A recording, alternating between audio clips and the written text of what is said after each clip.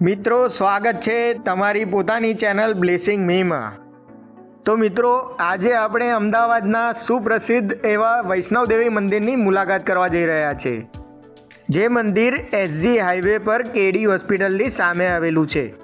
તો મિત્રો વિડીયોમાં બન્યા રહેજો, આગળ જતાં તમને આ મંદિર વિશે ઐતિહાસિક માહિતી આપીશ।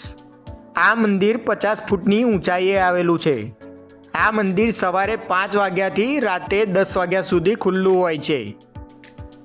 આમ તો વૈષ્ણવદેવીનું વિશ્વવિખ્યાત અને પ્રાચીન મંદિર ભારતના જમ્મુ કાશ્મીર રાજ્યના જમ્મુ ક્ષેત્રમાં કટરા નગર નજીકની ટેકરીઓમાં સ્થિત છે। આ ટેકરીઓને ત્રિકુટા ટેકરીઓ તરીકે ઓળખવામાં આવે છે। ત્યાં લગભગ 5200 ફૂટની ઊંચાઈ પર મટરાણીનું મંદિર આવેલું છે। ત્રિકુટાની ટેકરીઓ પર સ્થિત ગુફામાં વૈષ્ણવદેવીની 3 સ્વયંભૂ મૂર્તિઓ છે, જેમાં કાલી, સરસ્વતી અને લક્ષ્મી માતાના મૂર્તિ સ્વરૂપને વૈષ્ણવદેવી માતા કહેવામાં આવે છે। માતા વૈષ્ણવદેવીના અનેક નામ જેવા કે માતા રાણી, ત્રિકુટા, અંબે તેમજ વૈષ્ણવી પણ છે। વૈષ્ણવદેવી માતા દુર્ગા માતાનો અવતાર છે।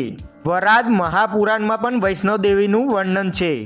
મિત્રો વૈષ્ણવદેવીના આ મંદિરની સ્થાપના 2007માં થઈ હતી।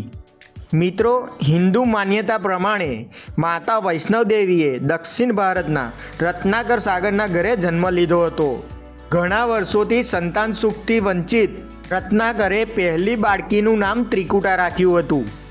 ત્યારબાદ માતાનો જન્મ ભગવાન વિષ્ણુના પરિવારથી થયો અને તેઓ વૈષ્ણવી કહેવાયા।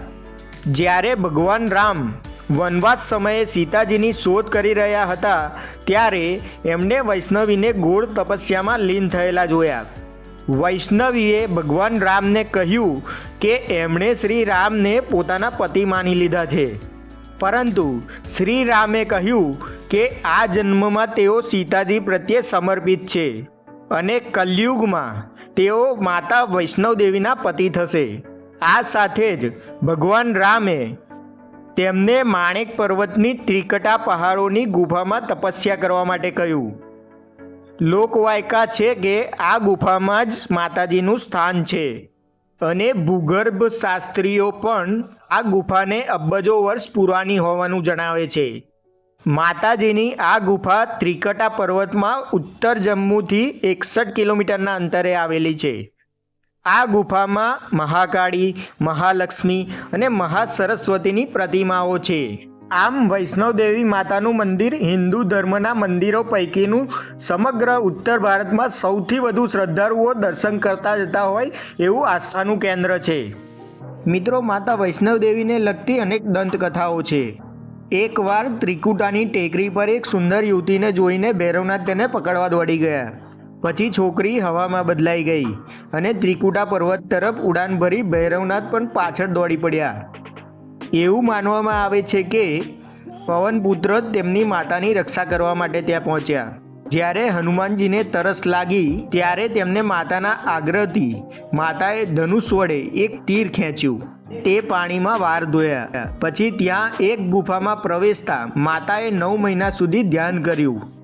હનુમાનજીએ તેમની રક્ષા કરી। ત્યારબાદ ભૈરવનાથે ત્યાં આવીને ધમકી આપી હતી। તે દરમિયાન એક સાધુએ ભૈરવનાથને કહ્યું કે તમે જેને છોકરી સમજો છો તે આદિદેવી જગદંબા છે, તેથી તે મહાશક્તિનો પીછો છોડી દો। ભૈરવનાથે સાધુની વાત માની નહીં। ત્યારબાદ માતાએ ગુફામાંથી બહાર નીકળીને બીજી તરફ રસ્તો કાઢ્યો। આ ગુફા આજે પણ અર્ધકુમારી અને આદિકુમારી અથવા ગર્ભજૂન તરીકે પ્રખ્યાત છે। છેવટે માતા ગુફામાંથી બહાર નીકળ્યા અને દેવીનું સ્વરૂપ ધારણ કર્યું અને ભૈરવનાથને જવાનું કહ્યું, પરંતુ ભૈરવનાથ માન્યા નહીં અને ગુફામાં પ્રવેશ કર્યો।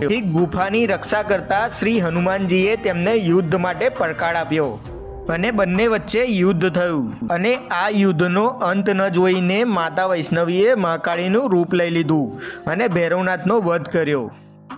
એવું માનવામાં આવે છે કે તેની કતલ કર્યા પછી ભૈરવનાથે તેની ભૂલનો પસ્તાવો કર્યો અને તેને માતા પાસે માફી માગી।